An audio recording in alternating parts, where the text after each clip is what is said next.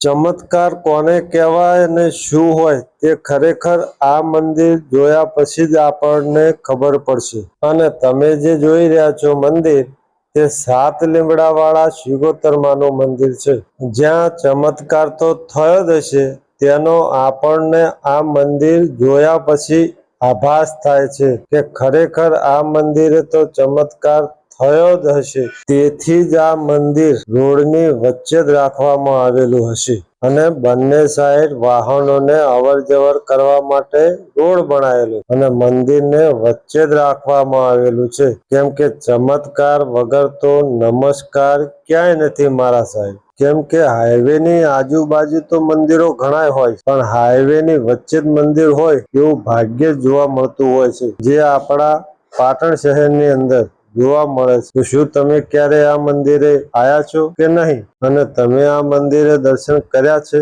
કે નહીં? આ મંદિર જોયું છે કે નહીં? જો ના જોયું હોય તો આ મંદિર પાટણના બસ સ્ટેન્ડથી 7 કિલોમીટરના અંતર ઉપર પાટણ હારીજ હાઈવે ઉપર આવેલું છે।